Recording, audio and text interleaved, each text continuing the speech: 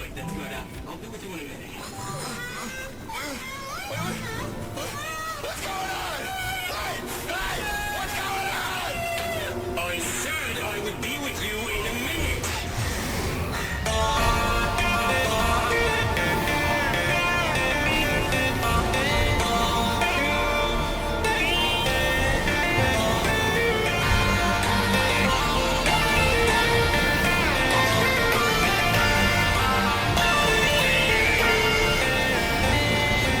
I told you not to open.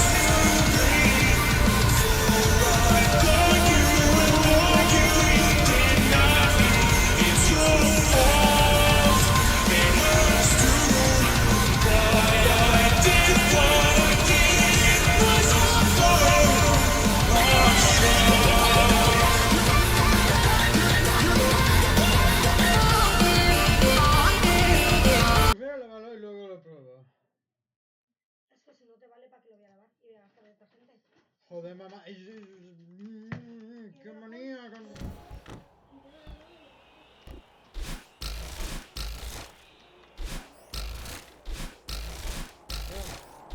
Más seguro, ¿no?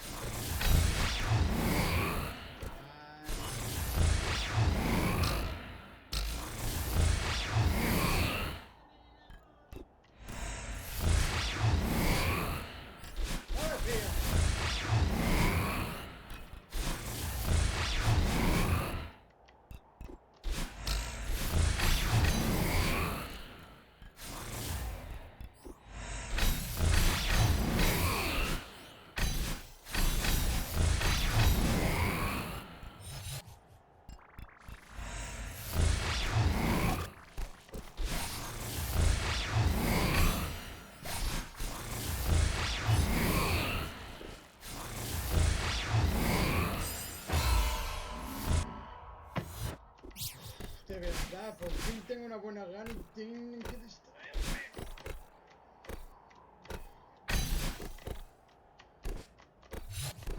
Estoy condenado a la ley de Murphy, está todo activado cada vez que hago esto. The rest, and with both copies of Heart Gold and Soul Silver, I broke a bunch of rocks in the ruins of Alph and Cliff Cave until I had every fossil that I needed. At this point, it was time to finish the final daily catching tasks: Swarms, Trophy Garden, and the Great Marsh. While I've not really covered the Trophy Garden at all, it's basically the exact same concept as the other two, where there's a special Pokemon that can appear there every day, and the reason why I haven't spoke about it is because I was checking these to really pass the time for the other two. An overwhelming majority of the Swarm Pokemon are extremely tedious to get, as the more you check off the list, the more you're prone to getting duplicates. The Great Marsh was significantly easier to complete due to having 6 new Pokemon each day, but even then having to wait to encounter a 10% spawn in each area takes a ridiculous amount of time. But after 3 straight hours of date skipping, I was still missing around 10 Pokemon, and I ended the day realizing that maybe this wasn't the most optimal way to get this done. With my remaining list, I made my way back to Johto and quickly caught pretty much everything that I needed, but there was one that was going to take a little bit more effort than just being in the grass. For some reason, Electrike is one of the harder Pokemon to catch in the Gen 4 games, and if you want to get it quickly, neither Johto nor Sinnoh will make that happen. While in a lot of cases I was able to go in the grass or use the Hoenn Sound Radio to make Pokemon appear, Electrike is exclusively in the Safari Zone. And the issue is that unlike every other version of this game mode, this one adapts to how you interact with it. Like I mentioned with Vibrava, by placing blocks and waiting a certain amount of time, new Pokemon can appear in specific biomes. While this may not seem like a big deal considering that it should instantly appear once I place all the blocks, in order to activate the ability to place things, you have to wait 3 real hours before Balbo will call to set up the event. Although I'm shockingly running out of activities aside from the honey trees, there is still one more thing that I need to do that I know will take up a good chunk of time. Deep within Mount Coronet, there's a pool of water in the basement that contains, in my opinion, the rarest Pokemon in the entire game. This is the only location in the game where Feebas can spawn, and out of the 528 tiles in this area, only 4 of them can contain one each day. While you can actually calculate all the spots by putting in the current and previous day's lottery numbers from Jubilife, I really wanted to experience this the way I did as a kid. Not only have I hunted Feebas in this game multiple times, but pretty much every game that it's ever been in, so I knew what I was getting myself into. But considering the last time I found it in less than 10 minutes, I figured I was probably due for a grind. In addition to the limited spots, each Feebas tile only has a 50% chance of generating an encounter. While some people might think that fishing twice or even 3 times per tile makes it easier, statistically the chances of missing all 4 tiles after fishing once is a 1 in 16 chance, and I was more than willing to take those odds. It's important to note that each Feebas has to be separated between chunks of 132 tiles, meaning that essentially each quarter of this pond will at least contain 1. As I progressed up the water, I started to get a little bit more worried since by this point I could have missed 3 out of the 4 encounters, and honestly, I think it was because of the way I was dressed. Do you have a fishing hat? I lost the fishing hat, chat, in a really bad explosion. So that's kind of sad, you know what I mean? I would like to get an encounter, you know what I mean? That'd be awesome. All right, fine. I'm gonna fish over here instead. Well, clearly nothing's here. Now, if you know anything about this little guy, its evolution can sometimes be harder than the actual hunt. In order to max its beauty stat in this game, we're gonna have to go into the kitchen. By placing berries in the mixer, we can create poffins, and just like Gen 3, depending on what you use and how well you do will determine what kind of poffin you receive. Well, I may have got a little worried because I completely forgot to farm beauty berries this entire time. Not only can you buy them to make poffins, but you can straight up just buy the poffins to skip the entire process. Did that stop me from trying to become the Betty Crocker of Hearthome? No, I have goals after you too. Because this coincidentally took a little over 3 hours to complete, I received that call from Balboa to take on the Safari Zone mission that requires us to shift the board around, and I was officially ready to get my dog. How do I place stuff? It's crazy because I've done this like so many times. You gotta wait a few hours after catching Sandshrew? Well, I guess we're gonna get that tomorrow then. Before I ended stream, I decided to take on one little bonus quest that to this day, I still can't really wrap my mind around. Now, this certain distribution that we're going to get to is a little bit different than all the other ones that we've done before, which I know is kind of shocking because you're like, oh, well, you've done ones where you've gone back in time, you've got exclusive things that you never got before. So what's different about this one? So by doing this one, chat, we're able to unlock a Regigigas. And now you're probably thinking, John, you don't have Regigigas, so why are you just getting this when you can get it in Diamond, Pearl, and Platinum? This is probably the most backwards event of all time, and let me explain to you why. Upon receiving this gift in Diamond and Pearl and having it trade to Platinum, the map becomes updated to include 3 new locations, with each one containing one of the original Regis. Without the specific event available, you're unable to access any of this content, and unfortunately, I was unable to obtain this event. Generally, this cartridge goes for about $600 for the European version, but regardless, this is probably one of the more fun events in this game solely from the fact of how much content you actually get. Now, when the Regigigas was released to celebrate the movie with all 4 of them in it, it still begs the question, why? Why didn't they just make this a core part of the game? As most of you know, by having all 3 Regis in your party, you're also able to get Regigigas in the Snow Point Temple, but why would you if you already have a level 100 one that took 0 effort? Additionally, there's one more change that they made before adding this event to Platinum. It's level 1. I can't stress to you how annoying of a Pokemon this is to catch purely because of its level. Could I have brought a Pokemon with False Swipe? Definitely. But if I pitch the concept of, hey, go catch this Pokemon, it's level 1, how prepared are you really going to get? After 20 more minutes of pain, I was able to complete yet another event. But with that,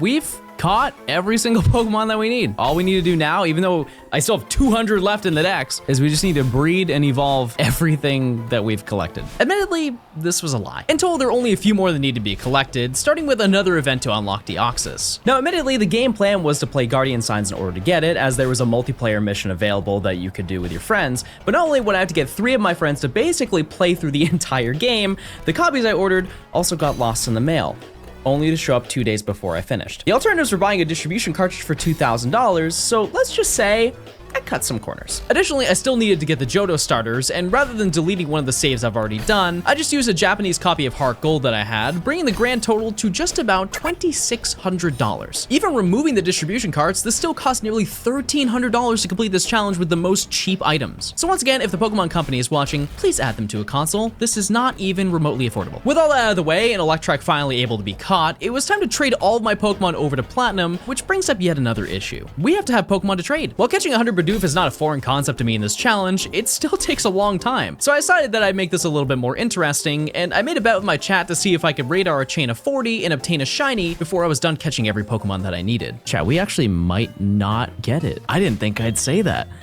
We're running out of repels. Oh! Just out of curiosity, how many repels was I away from failing this? 18. That's very bad. There he is. He doesn't